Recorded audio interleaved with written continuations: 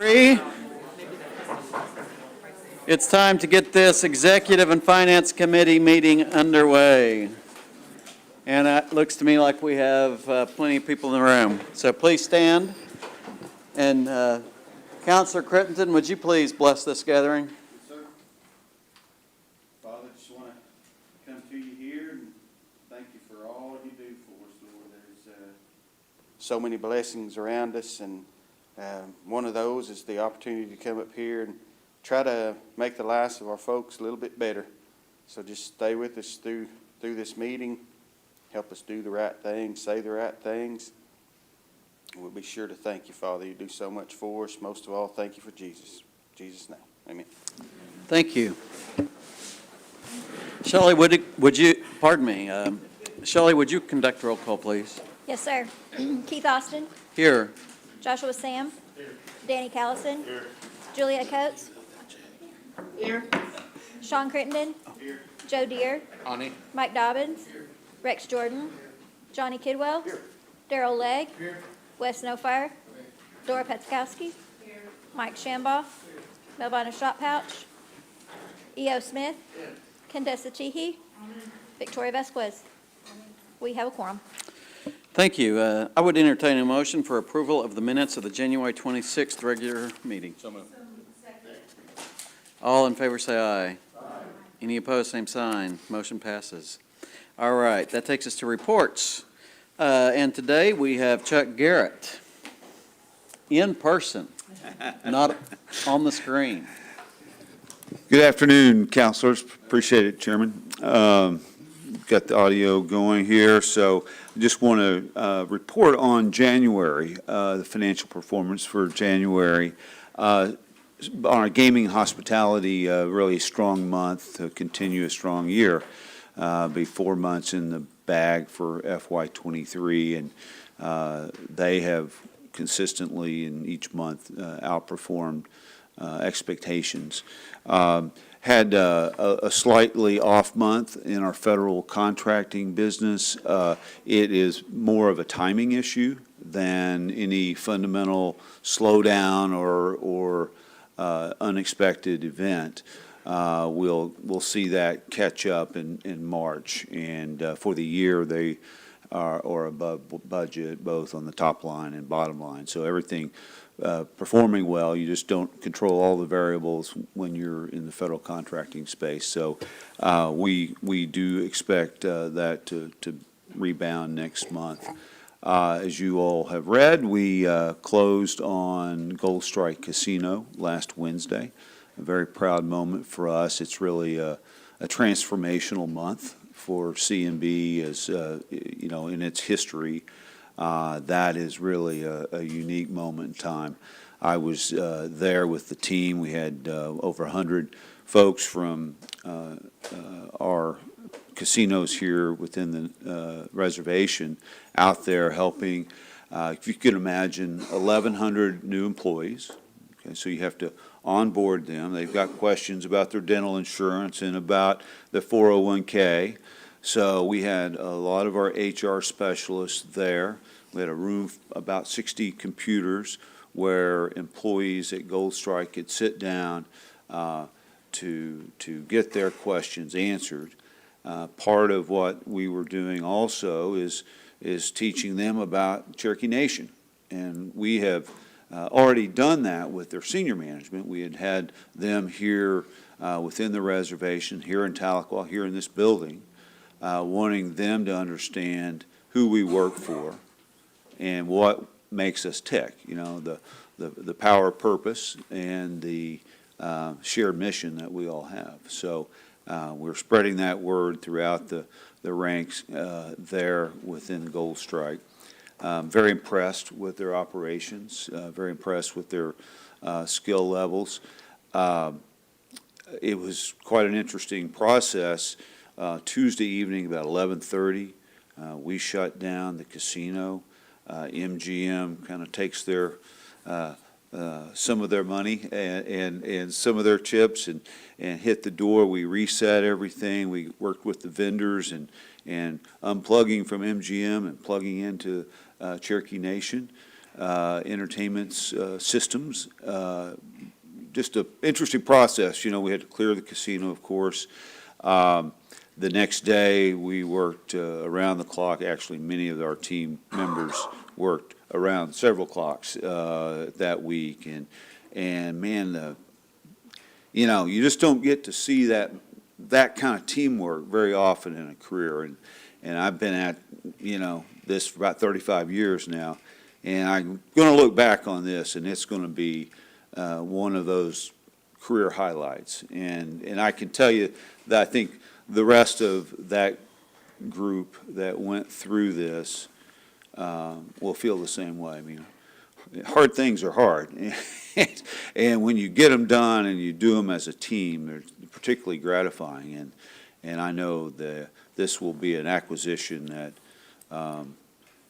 not just your kids, but their kids and their kids will benefit from. And so we're very proud of that accomplishment.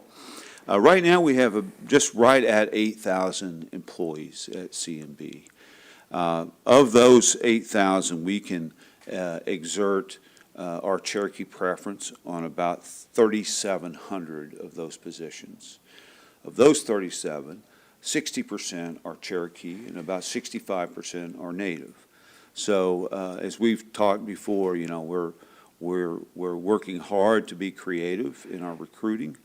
We have people specially designated to reach out or to respond to inquiries. So any of you all that have constituents that just have trouble sort of making contact, you know, with C&B, and boy, if you can give me the names to me, give names to my team members, that would be tremendous. We're wanting to recruit aggressively. One of the things we've been doing is on the database, if a Cherokee citizen leaves our employment to pursue another opportunity, you know, we keep them in our database, we reach out to them, or if they have left because they didn't like that position, you know, we'll, in the exit interview, we'll talk to them about what position are they interested in, and if something becomes available, we try to be proactive in reaching out. So any help that you can give us in that effort would be greatly appreciated. I know there's been a lot of curiosity and questions around one of the initiatives from last year, the 1839 Meat Company. I've done my best to provide some feedback, but I have the experts today, the honest to goodness folks that are driving the success and progress there. Mr. Chair, I don't know if you would mind if I introduced Molly, who will introduce our general manager, to make a short presentation and to entertain questions. I would welcome that, thank you. Okay, thank you. Well, quickly, Molly Jarvis needs no introduction to you all, but one thing I did want to mention, Molly's been our senior vice president for many years now, and as you all know, we are divided up into 3 business lines: the gaming hospitality, the federal contracting, we refer to as CFED sometimes. And those 2 entities, we really measure by profitability, by Cherokee utilization in the instance of gaming and you know, employment creation. But the 3rd business line is our Cultural and Economic Development LLC. And Molly leads that team. And it's a big team, and they do an important work. It's an entity, though, that we measure by impact, not by bottom line. They're the folks that are in our museums that are leading the way in cultural tourism. They're the folks that are helping with all of the cultural events that we host. All the companies that we recruit to the Cherokee Nation to create greater opportunities for Cherokee citizens, for economic development within the nation, that team is led by Molly. She also gets the pleasure of running a meat packing. So she is a woman of many, many talents, and and recently, in an effort to fully describe the broad set of responsibilities that she has, we added Chief Operating Officer to her title. So she's the Senior Vice President, Chief Operating Officer of our Cultural and Economic Development Division, Miss Molly Jarvis. Yeah, we felt like we should applaud. This is awkward, isn't it? Thank you. I'm glad to be here today. And actually, this is the second time today.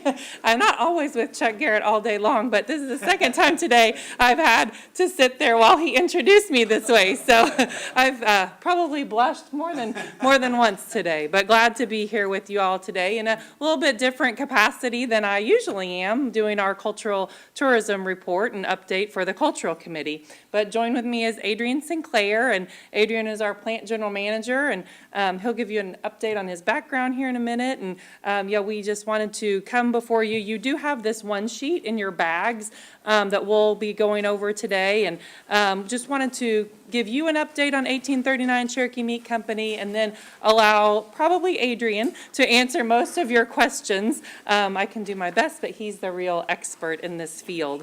But as you can see, we are branded 1839 Cherokee Meat Company. This brand was fully developed in-house by our in-house marketing team, so I'm so proud of the work that they do and the thoughtfulness and the approach that they take to branding and naming our entities. Our mission is there on the page for you to read, providing a safe and clean operation, promoting food security for generations of Cherokee citizens, ranchers, and communities. So we are committed to that. And then our values. I talk a lot about authenticity as a value within our cultural program, and always representing Cherokee with authenticity and describing who we are to the general public, but excellence in the quality of meat that we provide. Quality is one of our values. Safety, that's something we talk about a lot. Safety for our employees, safety for the animals, just safety for the overall facility. And then tradition. We want to honor our Cherokee traditions, and one of those is taking care of one another and making sure that we all have what we need. On the other side of that, you'll just see a general update of the facility and where we are. Adrian and I went through this together, this path to USDA certification. It was certainly something that I had never done, and Adrian was our expert, and we worked with a consultant, and are very proud to have received that USDA certification for this facility. It's a process that was started last January, and we received the grant of inspection in August, which allowed us to then open in October. But we're also state certified with inspection. So this facility is going to be very safe under all inspection that can be applied. Many of you attended our grand opening on October 25th and got to tour the facility and meet Adrian. And that's where I'm really going to hand it over to him, and he's the operator. And Adrian, you want to kind of just give a general, your background, how you came to us, and then talk about some other facts on the sheet. Sure. Hello, like Molly said, my name's Adrian Sinclair. I previously went to school at Clarendon College. I was on the meats judging team while I was there at Clarendon College. That kind of got my mind on the whole meat industry. And so from there, I went on to Texas Tech and finished my bachelor's. I got my bachelor's in meat science. I went on to work for one of the big packers for about a year.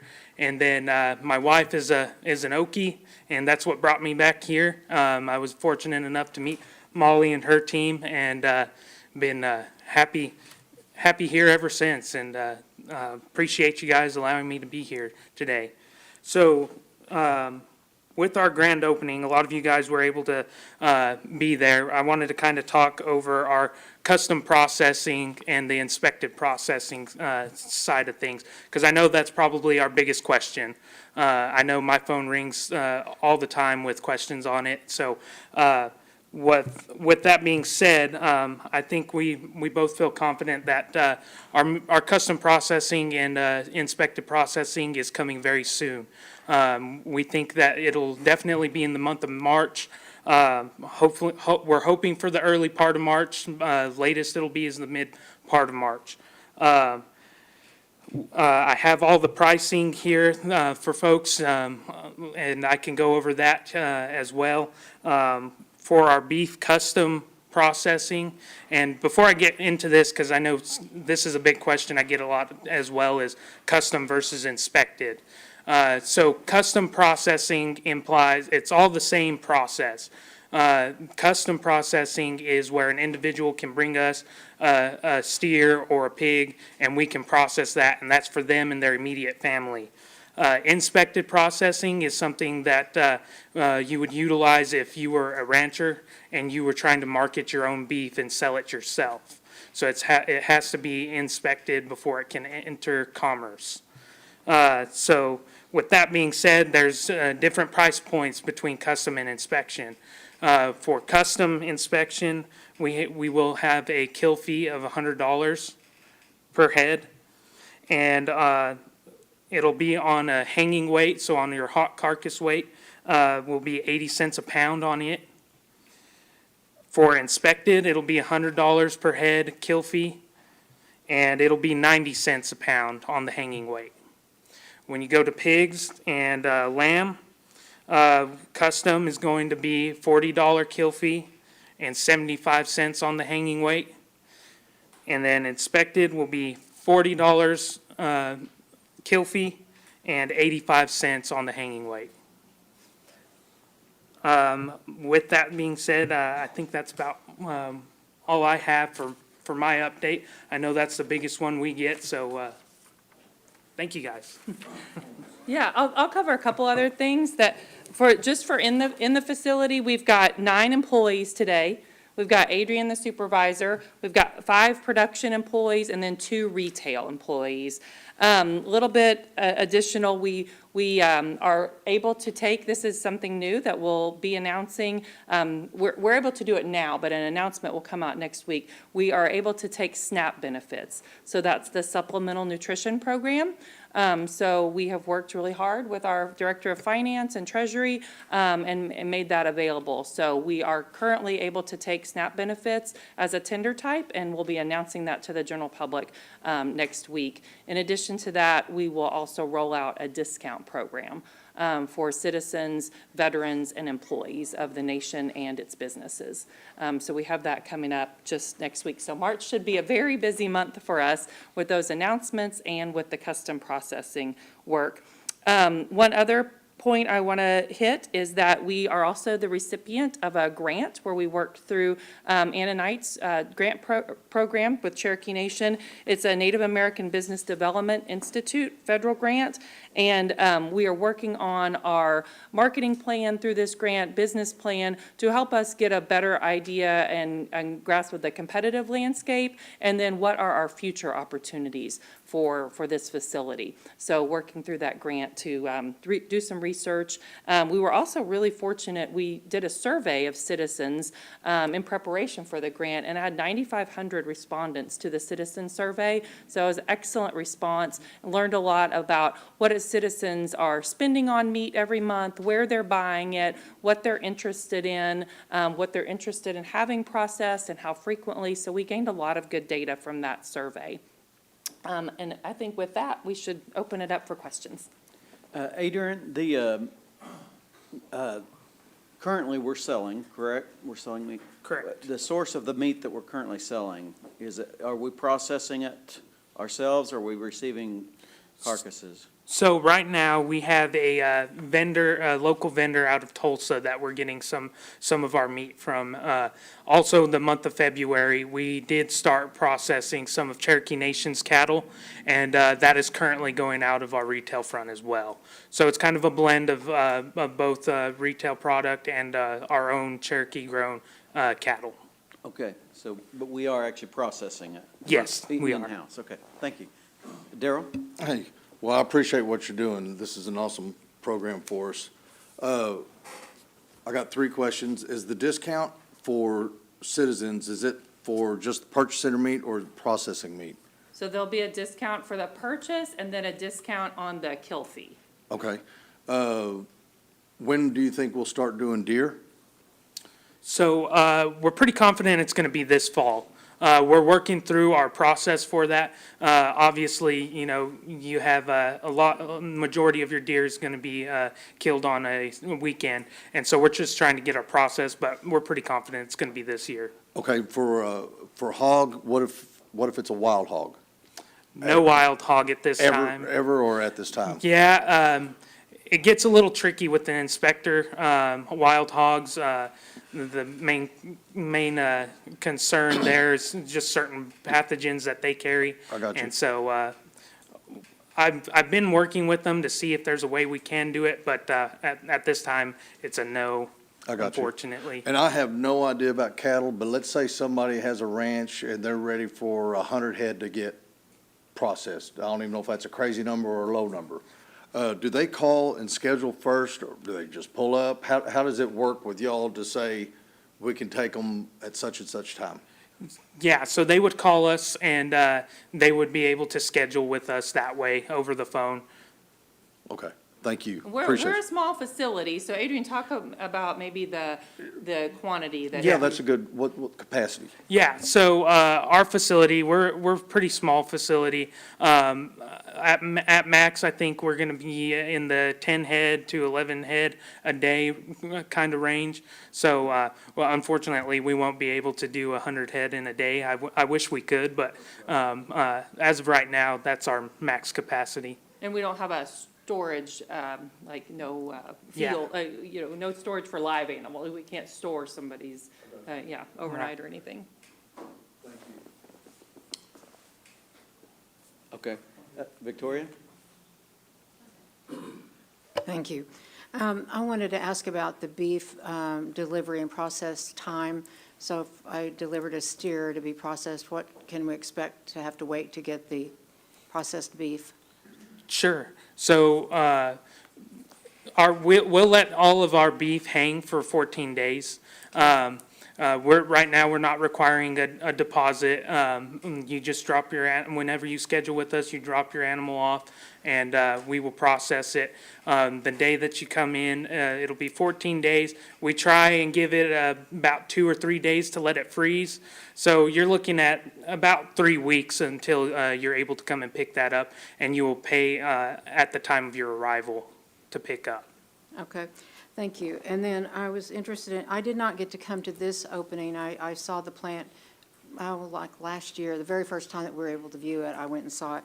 So I didn't know much about the retail part, and you mentioned the SNAP benefits. So we will have just, one retail location within this processing plant, is that right? Yes. So people actually come there to buy meat, and how will you advertise that to the public?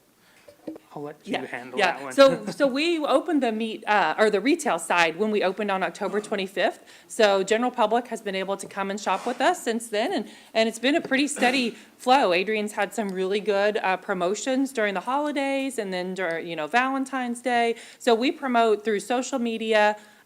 Social media is our primary promotion place. We have website, online. We are looking at maybe some local outdoor boards here in Tahlequah to advertise just directionals where we are. But yeah, most of it is through online presence and then website. Great. Okay, thank you. Thank you. Are there other questions? Wes? Hey, just had a question for you, Adrian. I know you've had quite the experience, because you worked for one of the major meatpacking facilities, right? Correct. And how many are there? There's 4 or 5. There's the big 4. It's the big 4, that's right, that's Yes, right. sir. So, from that experience and coming over to something like this, do you see the potential for growth on the size of the facility we have in comparison to what those other meatpackers? I know the meatpackers that are the big 4, they have them set out through all over the country. But as far as what we have, is it on scale with what they have? I would put us on a different scale. Yeah. You're talking, the big 4 is more like a factory farm type situation, conveyor lines. We're on a little bit different scale. We're on a smaller scale, but we're we're probably one of the larger ones in the state, if that Okay. makes any sense. Yeah. So I would say we're on a different scale than what the Big Four is, but our impact is a lot more personal. And to me, that's a lot bigger than going with the Big Four. Yeah, I'm glad to see this thing happen. I know when I first came on the council, me and I know other council members had addressed eventually trying to do something like that. So I'm finally glad to see that this thing's gotten off the ground. And obviously, at some point, I'd love to sit down with you guys and talk about maybe some of the future goals that we could see this thing grow into. So, but just glad to see it's going. Absolutely. right. Thank you. Appreciate it, Chair. Anybody else? Eel. On the 3-week hang time, how many animals could be hanging at one time? So the plant was originally designed to be able to hold 150, that would be 150 full-grown bison. That would be at max capacity. So I don't exactly know what that would translate into beef, but we have plenty of storage for a 10 head a day type scenario. And we might go to Deputy Speaker Vasquez's question earlier on the hang time. If someone wants to age their beef longer, we Yeah. can do that. There would be a fee, storage fee for hanging longer. Yes. Mike? You mentioned bison. Is there going to be any chance that you're going to do that at some Yes. point in time? Yes, there is. We're actually in the process of planning our first bison processing. And you'll offer that in stores? The stores also bison? Yes, we will. So the first ones, the nation has a grant to process 4 bison, and so we're hopeful to do that in the next few weeks. And we're working with administration to find out exactly where they want, what they want done with that meat, because it's part of that grant. They may tell us, provide it in the retail store, and we would do that. But for the future, yes, any bison harvested would sell through retail. Yes. Okay, thank you.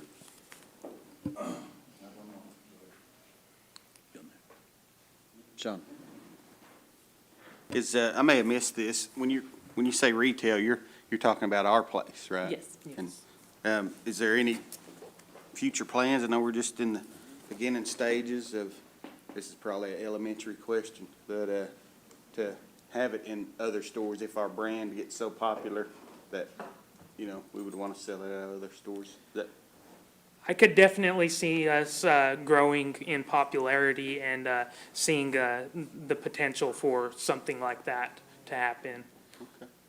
And we haven't really talked anything about the wholesale side or institutional side to schools, or Adrian is supplying a restaurant here in town right now and has supplied a food truck. So we definitely see that there's a wholesale side to this business and possibly an institutional side also. Knowing nothing about how very many markets work with the prices that you quoted, like the meat, whatever you would call the meat market, that's pretty good. But, so the 80 cents or 90 cents normally, without a big catastrophe, what could you kind of guarantee if we open March? How good's that, the price you quote? How long would that last, or is that even a thing? Well, so those prices were the custom processing price for those animals. Are you asking more on the retail? Well, I mean, you know how everything goes up, but just in the meat business market, Yep. meat market. But you know how prices and everything goes up. Yeah. And so, does the meat market stay? I'm gonna, but, Josh, me and you after a while. But, no, but does the meat market Is there an fluctuate a influx? lot? Yeah. In the, Yeah, so I wanna get that. for our custom processing, I'm pretty confident that that's going to be set for a long while. I don't foresee anything changing on that anytime soon. Our beef prices on the retail side, they do fluctuate, just like the cattle market. When the cattle market goes up, that meat market is changing. So we try and set our prices to where we can be kind of covers us on those influx. Yeah. And so, we try and stay somewhere in between, and that way, if, the only time we have to change is if there's a huge swing in the market. And, thankfully, so far, we haven't seen anything like that, but, Well, that's, it. What a Hopefully neat that thing to be answers. a little part of, you know, I'm sure you guys feel that way. It can only go up from here, and we get to be a little part of this neat thing. We appreciate you. Thank you. Thank you, Thank you. Chair. Thank you.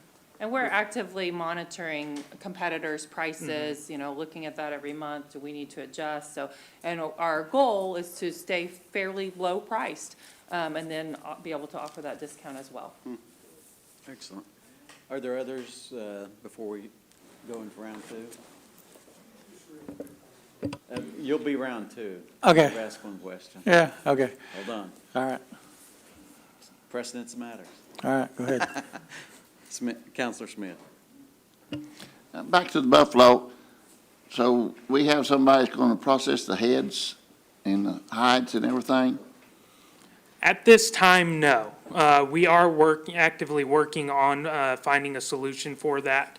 But at this time, we don't have anybody that can process those for us.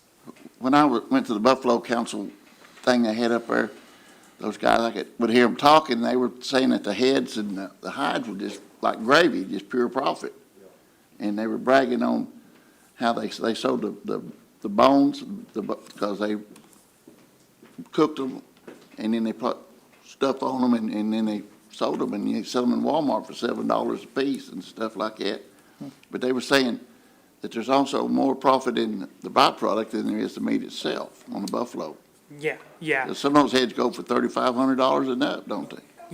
Yeah, those heads and those hides, they are a very valuable part of the animal. And the bones too, like you said, those, you can sell them as dog bones. I know some people like to use them for jewelry and stuff like that as well. And so we're trying to get our process down and find a good vendor that can consistently be able to take some of those things from us and be able to process them for us, right?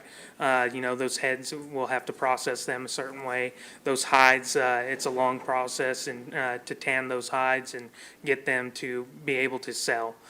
So we're actively looking for solutions for it, but as of right now, we do not have that solution. We may get in contact with someone from the Buffalo Council though and see if they can give us some advice. Yeah, I bet they'd really be. Yeah, because I mentioned safety's utmost important, and so making sure that there's no contamination with heads or hides, and yeah, just making sure we keep those safe. And right now, we don't really have a method to do that for future use. Counselor Legg.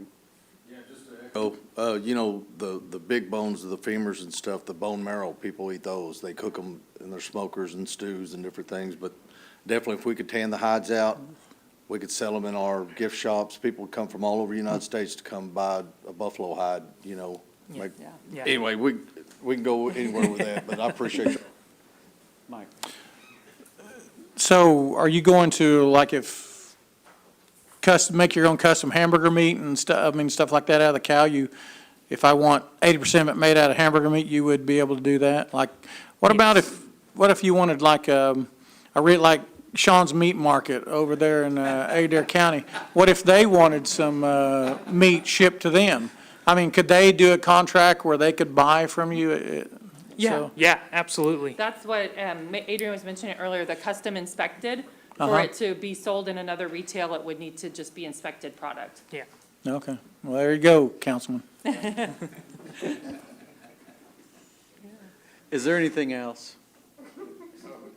We truly appreciate you bringing this to us today. This is an exciting program that we're have underway, and to see it develop. And we know getting off to a start, there's a long learning curve here, but this is going to serve our people very well for a very long time. Thank you. Well, thank you for the opportunity, and yeah, personal philosophy of continual learning, and I have certainly learned a lot about an industry I had no idea about. So I'm thankful that Adrian's here and he's the expert. You'll never be able to say that again, Molly. Yeah. Thank you. Thank you, guys. All right. Chuck, would you mind stepping back up? We really didn't get an opportunity to ask Chuck questions so much. Yeah, He no. artfully handed it off to Molly. I thought that was going to work, but it apparently did not. Would you like to do Well, any no, I just, recap I before we want to finish? thank Molly and Adrian for the good job there, and I'm glad we were able to come and answer some questions. Clearly, everybody, was curious, and I know you guys are getting answered or asked questions. So we want to make sure we arm you guys with information and always about all of our businesses, and so I'm glad we were able to do that. And I'll talk to you in the future about some other, other topics that we might want to have a deeper dive into. Perfect. This is really informative. Thank you. Good. I know Counselor Dare has a question, and then anybody else. Sure. I just really got a comment. You had talked about Gold Strike, and, right there, a lot of those people live in my district that on the operational teams. Yeah. So we see them around, but a lot of them haven't been home. Yeah. For a while, and I just think we need to give a big thank you, for them being away from their families. Yeah. And because I know some of them had left at 3 a.m. Yeah. to make that drive to work and be gone all week. So I think if you can just give them a big thank you, that would be great. Well, I'm glad you said that, because I can't thank them enough, quite honestly. It was, as I said, an incredible effort to see and to be a part of. One of the, Tuesday night happened to be Valentine's night. So we're all working around the clock. Spouses and girlfriends and boyfriends are back at home. I was sitting in that parking lot just a little while ago, talking with a team about designing some thank you for spouses, to thank them for sharing their loved one with us to get this job done. And we also, work to provide various incentives for those people that have put in extra efforts, and there were many. And so, thank you for bringing that up. Thank you. Thank you. That's all I had. Thank you, Chair. Are there any other questions? Victoria, you're first. It's a quick one, and I probably should have asked Molly, but I just thought of this. Will you be marketing those hats in our gift shops? They are for sale, yes. We have hats, and we intended to bring you all T-shirts today, but some of you may have gotten it at the opening, but I think we had a big USDA meeting a couple weeks ago, and our inventory is low, but as soon as we get more shirts, we'll bring those. So in the retail today, we have hats and shirts. Great, thank you. Counselor Sambo.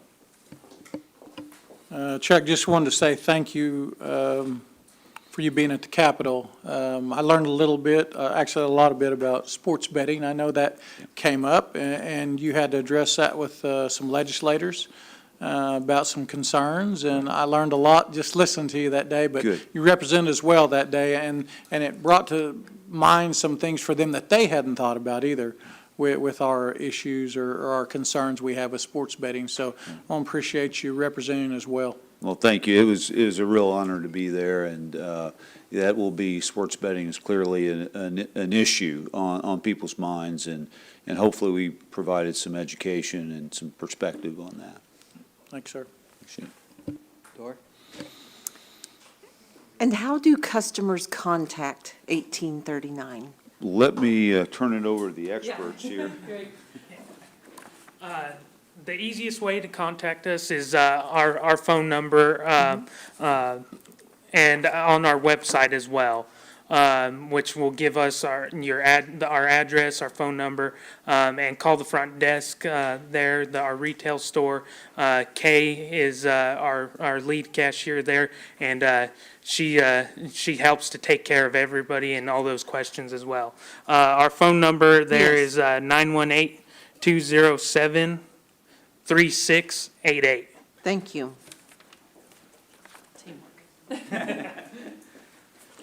Are there any other questions? Counselor Smith? Sports betting down at the new place? Yes, on retail, or in the venue In the venue itself, itself. no mobile. So it's just within the casino itself, at a little stall, at a window there. That's a big stall. I bet. Yeah. We're gonna make it big. Anybody else? I'm seeing no more. All Thank right. you. Well, for, thank you very much for the time. Appreciate it so much. Appreciate you, Chuck. Thank you. Treasurer Taylor, the floor is yours. Well, I'm glad I was here to hear that overview on the meatpacking plant. That's exciting times, and I know it's been a long time coming. You guys have a copy of my report, but I have a couple of things that aren't on the report. If you'll indulge me, I would like to discuss. We have received 2 awards in the last couple of weeks. This is from the Government Finance Officers Association for our popular annual financial report. That is the one that we bring to you, and it's about 14 pages, and it has a lot of pictures in it. Kind of tells the Cherokee story along with our financials. It is the financial report designed for non-accountants. And we are the only tribe to receive an award for this year. We were the first tribe to even produce we call it a PAFR. It is not required, but it is something that you can do to expand on your transparency because it's made to get to the citizens to be easy to understand. No hiding stuff in the footnotes or in the fine print or anything like that. And we have received it every year since 2012, which was the first year that we presented it. And the Spears College of Business does a Native American financial accounting class, and they use our PAFR in that as an example for the other tribes to strive for. We also received the Certificate of Excellence for our annual comprehensive financial report, and this is the 21st year that we have received that every year. So I'm proud of my team for that. I think it speaks to the type of work that we do, trying to make sure to get everything recorded accurately, and so those 2 things came in. You may or may not be aware that we have been working on some citizens relief payments for California storm victims. Now, it's not this storm that they're having now, but they had some floods. And our first payment went out the 10th of February, and that was $139,000. Today, the second set of payments are going out for $143,000. So I'm proud of that. We're doing that through our Gadoogie portal, so we can kind of target the communities that were affected by the storm. And then finally, a few years ago, we looked at an alternate form of paying our vendors. So we can pay our vendors by check, which is very old school. We can pay them by direct deposit into their account. There's a third form of payment that is a virtual credit card. And we started doing this with JP Morgan Chase, and we get a rebate for all of the payments that we are able to process on that. And this year, we just got this in maybe yesterday, our rebate was almost $250,000. So you look for ways to save money and make money, and that was just one of the things. And we don't even have all of our vendors on that. It's a completely opt-in. So those are just a few things outside of my report. I'll take any questions. That's good news. Thank you. You're welcome. And your team deserves a lot of credit right now, it sounds like. They do. They do a great job, and I wish I could bring all 96 of them over here for you to thank personally, but they stay pretty busy. Well, thank you again for that. Are there questions? I see none. Thank you. Thank you. All right, Miss Diane Kelly. I was sitting back there talking, and I saw Janice up here, and I thought, oh, I better get in there. Oh, well, you have my report, and I wanted to share with you some of these success stories because this little girl, Mandy Martin, we had to submit her. She was a CNA, then an LPN, and now she's a PRN, LPN, and she's working for us. So you can't say enough about some of the success stories that we have in here. We've got Jonathan Crenton, who has been working to expand the efforts of our TANF program. And he and I have been working on trying to get our TANF whether it's a field day visit or whatever, but we're going to expand our TANF so that we're in all of our different offices. We're also taking the PHWFA 2023 section Addiction Recovery Employment Program, where the chief, you all approved us getting $1 million a year for 9 years to work with the opioid grant. We are actually working with our reentry program, Matt Lamont and his team. We met today, and we're moving the Voc Rehab, James Ballard and his staff. And then we've got Rachel Howard, who has all of these different degrees and credentials. And we met today. We'll be meeting again Monday, but we're taking those 3 programs and combining them. And we're hoping that with the credentials of all of that staff, it's going to help us to open more stuff with the DOJ for our reentry employment. And we're hoping to have some more things to roll out in that reentry effort over the next few months, and I'll share that. I was talking to Danny about it a little while ago. I'm not there yet, but whenever I get ready to share it with you, we will. But we're going to roll out this opioid recovery program in training and jobs on May the 13th that week. We've got 11 days to get everybody trained, get people identified. And what we're going to do, I don't intend to hire a bunch of people to do this. I'm going to take 2 existing staff, and they are going to be in the northern counties, the southern counties, and they're already working in the reentry, but they have specialized emphasis in the opioid area. Because if you'll recall, we had the HOPE grant, and those 2 people are going to be working with all of my case managers, so they will be filtering people over to them, and their specialization will be in this opioid recovery. So we'll have that plus the Voc Rehab. And James says a lot of the people that he sees in Voc Rehab are coming back who came out of recovery.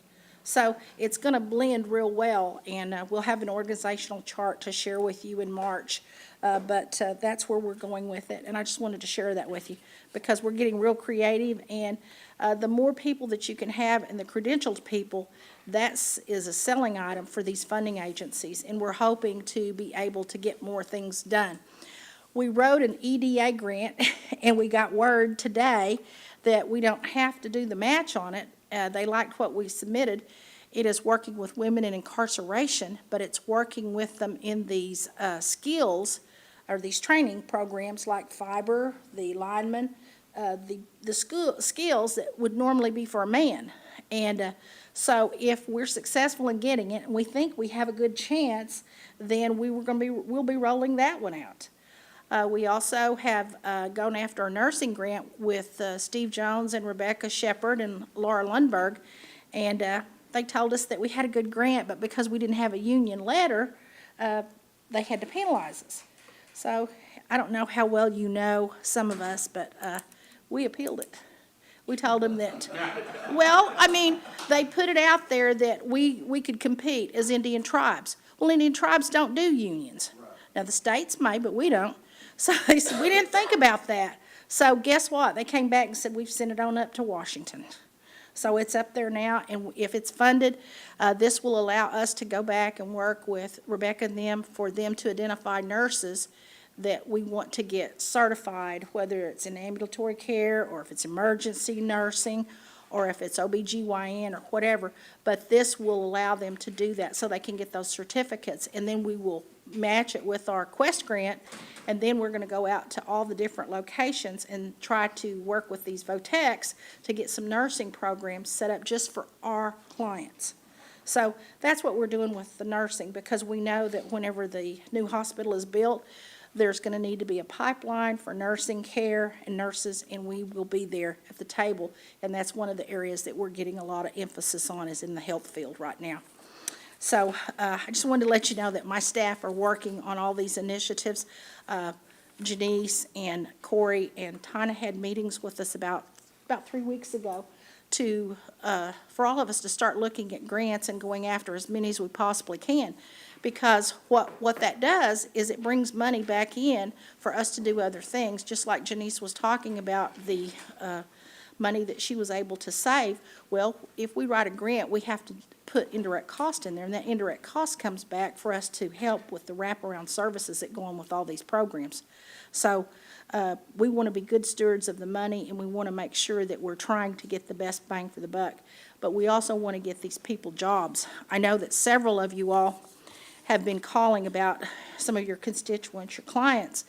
And we did such a good job in ARPA and the CARES Act and jump-starting the economy that we had so many people. But here we got this Quest grant back in October, and then we got Public Law 102477, and we were putting everybody on ARPA. So now we've got about another year or so for ARPA. So we've got to start weaning some of these people off. So we're moving some of them over to Quest, moving some of them over to Public Law 102477. So when we get monitored by those federal funding agencies, if I've got 5 people sitting on that budget, they're going to say, well, where's your clientele? We are letting you pay these salaries. Now show us your numbers. So we have to have numbers over there for these federal grants so that when we go in and compete for other grants, they're going to say, well, you already have 2 DOL grants out here or 2 DOJs. So you have performance standards you have to meet. And one of those things is getting people trained and getting them jobs. That's what career service is all about, is training and jobs. So for everybody that we did such a good job with during the pandemic, and we kept all these schools, we kept all these county governments, these city governments, all these mom and pop shops going, work experience is for 3 months. And then if you go past that, you write a justification why you're going past that up to 6 months. Then when you go past the 6 months, we want a letter that says that they're working to try to hire this person.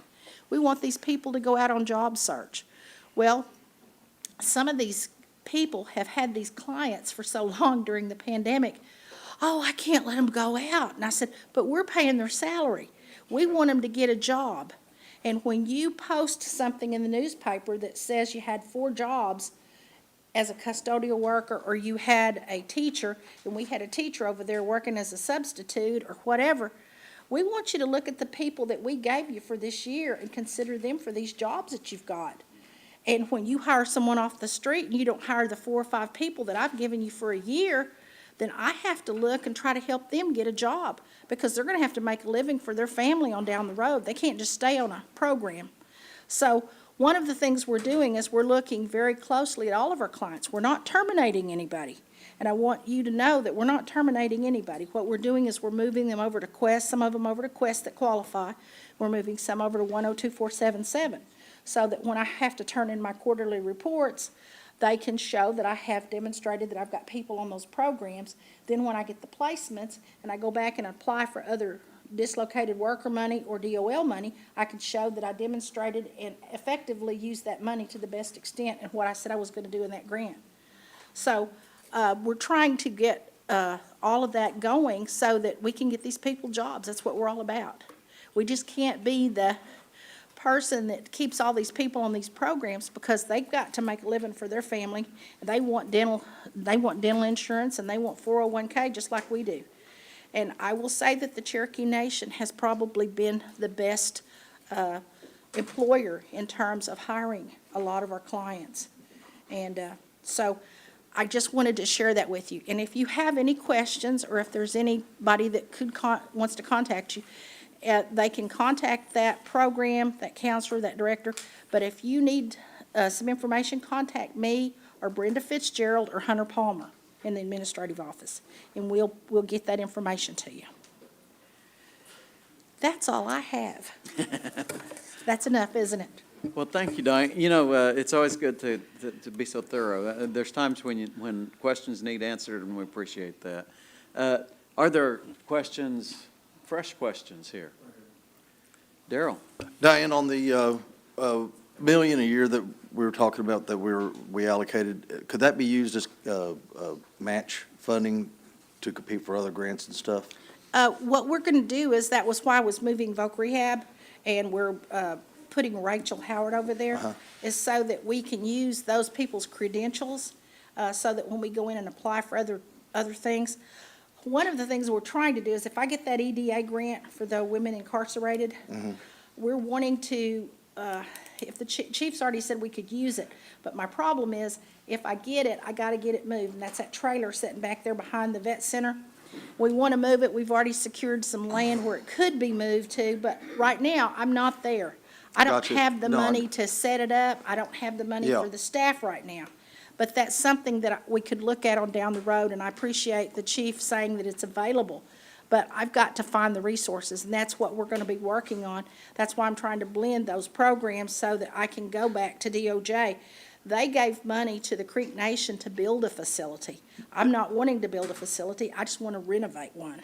That was So- that CTOS Purpose Area 3. Yes, And it is. they had matching funds. Where Correct. council matched the funds for that grant, and so that's how that was able to be done. That's what got my wheels turning.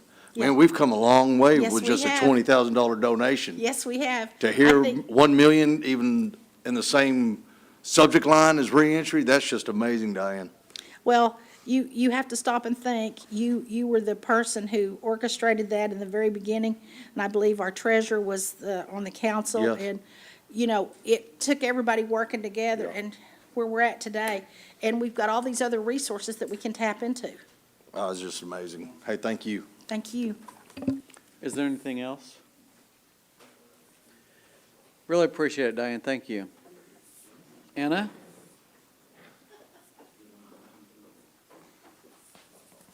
Good afternoon. You have a copy of my report. I'm happy to answer any questions you might have. I will update you that so far, in the last 3 weeks, we've completed about 700 tax returns for people, so we're on track that will probably help another 2,000 to 2,500 people this year. So anyhow, I'm happy to answer any other questions you might have. Do we have any questions for Anna today? Seeing none, thank you. Thank you. You've all been presented the consent items with enough time to go through them there. And at this time, unless there's any opposition, we will assume everything's good. But Jody, would you like to add anything or just available? All right. All right. Well, thank you, Jody. We look like we're good for now. All right, that moves us to, there are no old business, and we do have 4 items of new business. Counselor Teehee, would you take the first one? Absolutely, Chair, thank you. This is a resolution authorizing Cherokee Nation Warehouse to donate surplus items to Indian Capital Technology Center, and I put that forward in the form of a motion. Having a first and a second. Any questions? All in favor, say aye. Aye. Any opposed, same sign. All right, thank you. That passes. Second one, Counselor Jordan, would you take that one? Yes, this is a resolution authorizing the Cherokee Nation Warehouse to donate surplus items to Daughters of the American Revolution, FBO, Bacone College. I put that in the form of a motion. We have, any questions? Yes, Mike? Mr. Chair, on the item 2 and the go with this resolution, it notes that Bacone College is located within the Cherokee Nation jurisdiction and boundaries. And that's not correct. I would agree with you. Bacone College is not within the Cherokee Nation, so I'd like to see us make a correction there. Would you point out where that's at exactly? Over tab number 2, you see there, it's the resolution authorizing Cherokee Nation Warehouse. Are you there, Chair? Uh-huh. Just down to the 5th whereas. Okay. It says and let's see, it doesn't say anything in the be it resolved, but whereas the 5th paragraph, it says that Within, yeah. Daughters of the American Revolution wish to donate these items to Bacone College, which is located within the Cherokee Nation jurisdictional boundaries. That's not correct. That is not correct, and so would you like to make a motion to Yes, to amend that? How would you amend that language? Let's see. Just strike that entire phrase there. Was it a participle phrase? Help me, English teachers.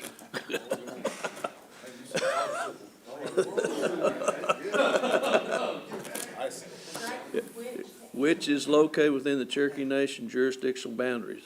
Just strike that, and I think we're good. Second. All right, we got that, and any opposition from the one who introduced it? Second there? All right. We need to vote on that, right? Okay. All in favor of that amendment? Thank you. Anything else? Thank you for that, Mike. Anything else? All right, all in favor say aye. Any opposed, same sign. Thank you, it passes. All right, that takes us to number 3. Josh Sam, would you take that? Yes, this is an act amending Legislative Act Number 29-22, authorizing the comprehensive capital budget for fiscal year 2023, Mod 4, and declaring an emergency. I put this in form of a motion. All right. Any questions on this today? All right, all in favor say aye. Aye. Any opposed, same sign. All right, it passes. Number 4, Councilor Vasquez, would you take that? Certainly. This is an act amending Legislative Act Number 30-22, authorizing the comprehensive operating budget for fiscal year 2023, Mod 5, and declaring an emergency. I move for its approval. Chair, we do have a substitute Mod 5A, which is the, adding the $470,000 to the public schools budget. Okay. And taking that out of the the reserve. That was in the memo that Shelley sent out to you. You're correct, that was. So we have I will change the motion to make this 5A. all right, and second agree with that? Second, yes. Thank you. All right, I see a question here. Yes, Chair, on Part 4, it's on page 2, under Cherokee Publication. We have a one-time increase for $30,000 for the production of the debate coming up in this election. I would like to make an amendment to that, and the reason why is it's the first time that they're going to be charging $5 a ticket for that event.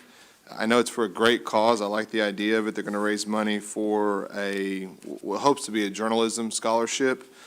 But due to the fact that most every citizen would like to see that publication being free of entry, I think that it wouldn't be too much for the ask of this council to approve a $4,000 budget increase to that budget mod to make sure that those citizens can attend that debate freely like they've always had over the past years, and that way it would cover the approximate 800 tickets that are being sold at $5.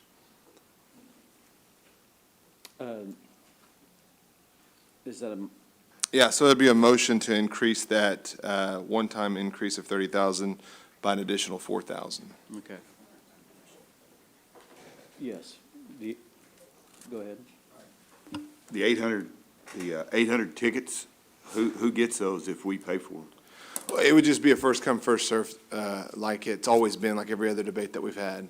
So in the past elections that they've had, they've always had first-come, first-served basis for seating on that there. This time they're charging it as a ticket event. And I think there's some confusion, too, when it first came off. I know some citizens were trying to buy online tickets. They weren't available. Then it became a purchase over the phone. And so they moved it to another location to try to increase the capacity. So Tickets have already been sold, though. Yeah, no, they're still available apparently. So that's the question No, is. none available, well, I was told. So, yeah, exactly. So I think that was kind of the more or less the kind of the question here is, they made it a ticket event, and the moment that it went available for sale, it was already sold out before it became available online. There was citizens that were trying to go purchase it at that time. It wasn't made available. It was supposed to be available over the phone then. And then they actually moved locations. So I know, like I said, it's for a good cause. I thought maybe to avoid all the confusion of what's happening with that attendance there, that we could possibly look at helping assist that. I'm struggling with the concept of the fact that people have already bought tickets. Yeah, I know. That's not, that transaction has already taken place. No, wait a minute, you need to be recognized.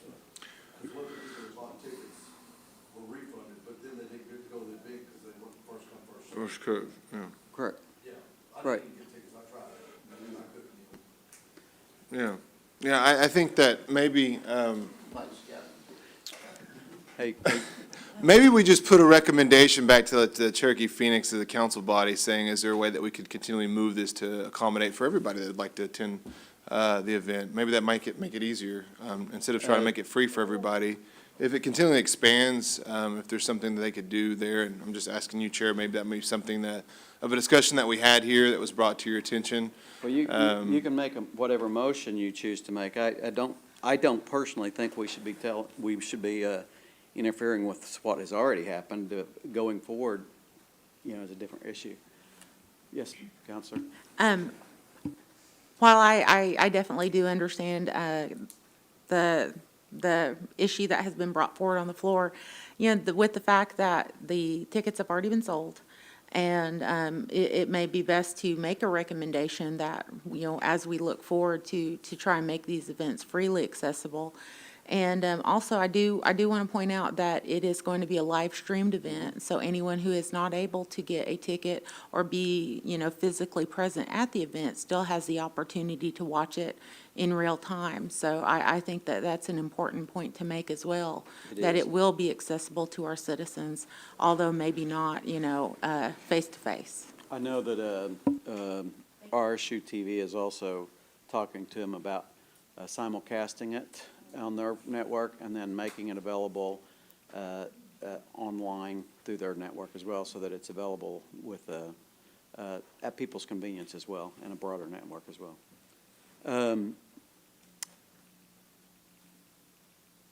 EO, you started to speak. Did you have something to say? No, since somebody must be scouting. Well,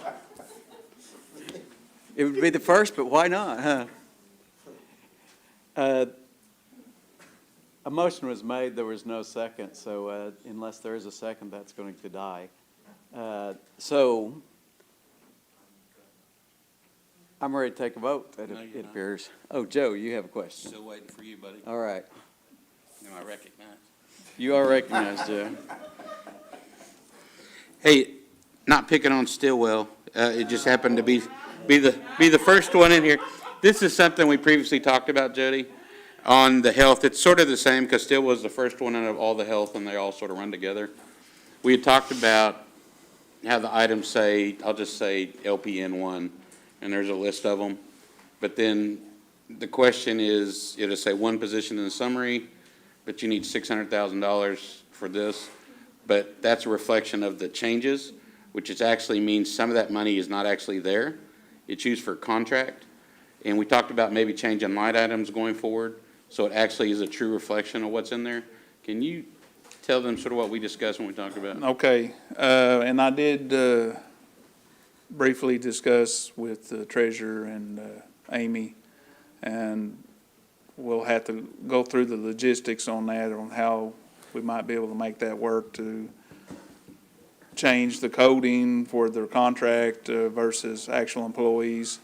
I'm going to back up a little bit and kind of discuss some of the issues that Counselor Kidwell brought up about showing new positions versus ones that are reclassed or reorganized. I think we have found the way to, we're going to add a new column to the payroll budget sheet that'll say an R for reclassed or reorganized. That way they won't be shown as actual new positions, they'll be just, and that way they'll still be able to shown as whether they're existing or vacant, but they will be designated with R to show that they're reclassed or reorganized positions. As far as the contract employees, I understand the concern on, we have vacant positions that are being paid as contract employees. And I understand the concern there that we don't really have that many vacant positions. And like I said, I'm going to I'll work with Amy and Treasurer on how we may show those in the future or whatever. We just discussed it 5 minutes, so, Yeah. but we'll definitely look into Yeah, because I what just are think it's a options there concern, because the to. summary in the front doesn't match what's in the back, and the items don't match what's being worked and what's being paid for. Right, So if you have a contract RN that's at $18, and the position, I don't even know, we'll say it the other way. Say it's CN Health RN, she's at $20, but then you have a contract RN, the same position's getting paid $37. That doesn't show that reflection in there. And I think it'd be an easy reflection for it to at least show what's contracted and what's not. right. That way we actually know what positions are literally open. Because if they're contracted positions, it's not really an open position, because they're using the money for something else, which is fine because we need the employees. We just need to know who's contracted and what positions are literally Right. open. And I'll work with them and see, and I'll get back with you on, some options that we may be able to do that better reflect those Okay. positions, so. All right, that's all I had, Chair. Thank you. Anybody else? All right, that takes us to a vote. All in favor, say aye. Any opposed, same sign. All right. Well, that passes then. All right, that takes us to announcements. Any announcements? Our next meeting will be a full packed day of March 13th. One more motion is needed. All right, all in favor, say aye.